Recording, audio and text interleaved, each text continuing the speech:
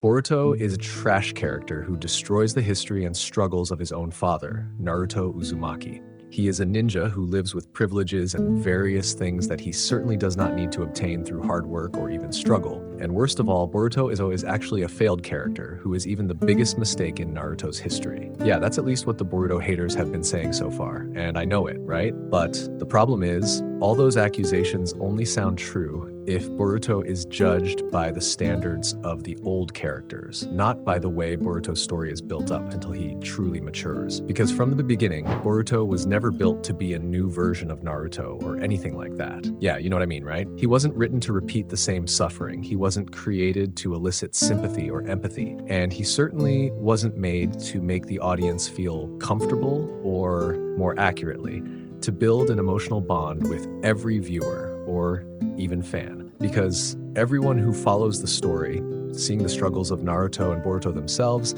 there are so many things that are very different in every aspect.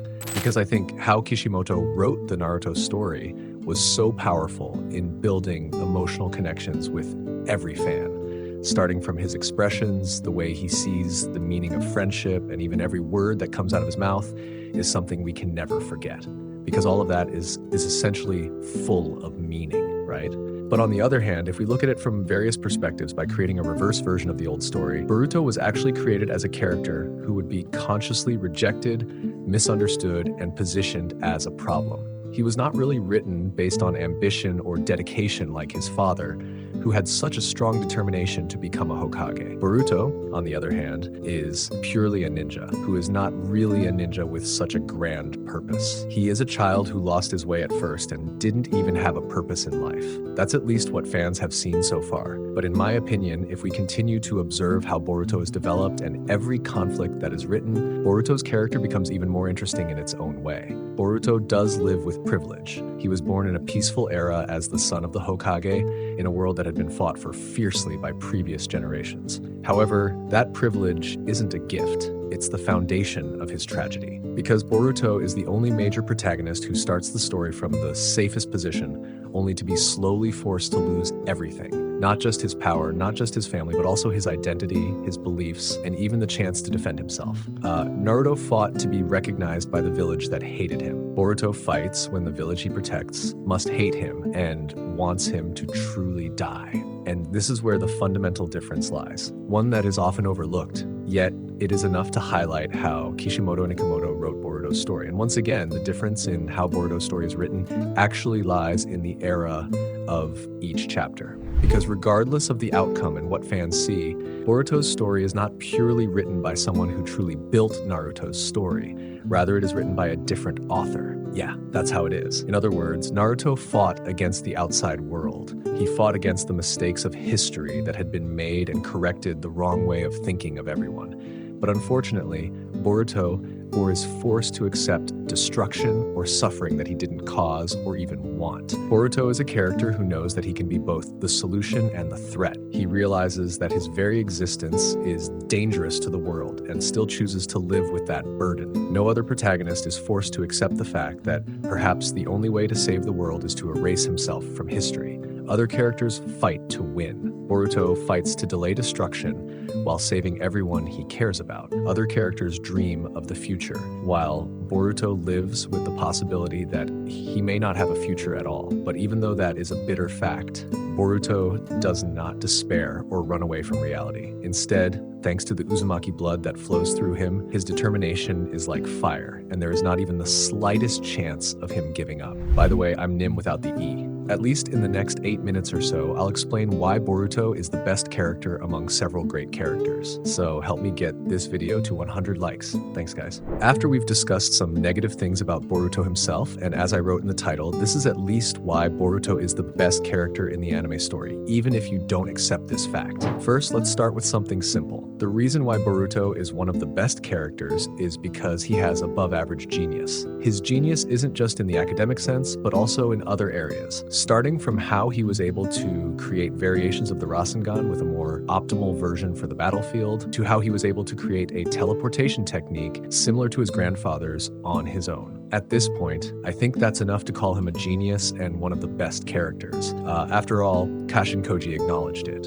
And even if we compare him to some of the genius characters from Naruto's era, Boruto seems to be a step above them, but what do you think? Second, if we look at and compare the conflicts and threats or the like, Boruto's conflicts and problems are actually far more complex than we might think. It's not just about fighting the world, but he has to fight himself and the fate of destruction caused by Momoshiki within his body. Because just try to imagine this. If you were a kid over 10 or 12 years old, you'd have to carry an incredibly heavy burden, knowing that inside your body lives a monster, or maybe more accurately, a demon that is fully aware and actively wants to destroy your life and even kill your own parents. At this point, Boruto, as the best character, acts and makes his choices not just because he wants to appear as a hero, but also as an anti-hero. And in my opinion, this is the genius of Ikemoto and Kishimoto in writing Boruto's story, which starts with a child who has no purpose and ends with a sacrifice that even involves himself.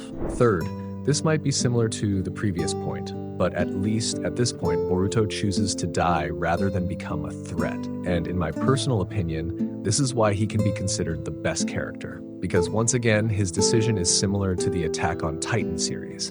In other words, Boruto is the only protagonist who consciously asks others to take his own life. Not out of despair, but because he understands. If Momoshiki takes over, the casualties will be far greater. This is an emotional bravery. It's a very wise, rational decision. Fourth, Boruto does not fight against the hatred of the world or even become a villain who is evil or cruel. When reality is manipulated by omnipotence, Boruto could have fought back, defended himself, or done something very harsh or even something we've never thought of before in order to defend the truth of his life. But he chooses to remain silent and leave, because he knows that forced truth will only bring about new destruction. Even at the point where all his friends and the village that are precious to Boruto himself want to kill him, he doesn't care and still wants to protect the village and the people he loves. So, simply put, even though he was labeled a traitor and a target, Boruto never changed his goal.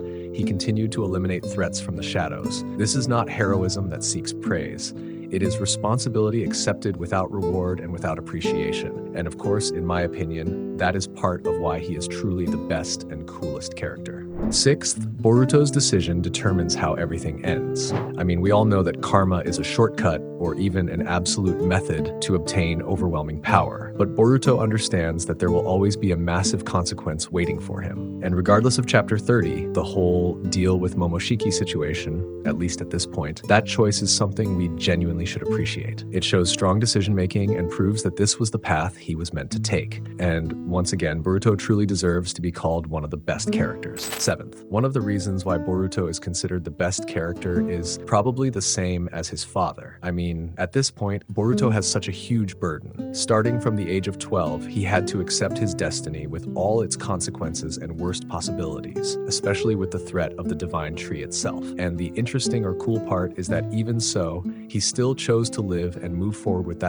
that burden alone without involving his friends. That's at least a direct confirmation from Sarada in chapter 16. And yeah, I think that's also why Boruto is a cool and best character. And actually, since Boruto's story is still far from over, at least in part 1, that's all I can explain about why Boruto is the best character. But if this video gets more attention than I imagined, maybe I can consider making a second part. If you enjoy this video, don't forget to subscribe and like it up to 100. I'm Nim without the E. See you in the next video.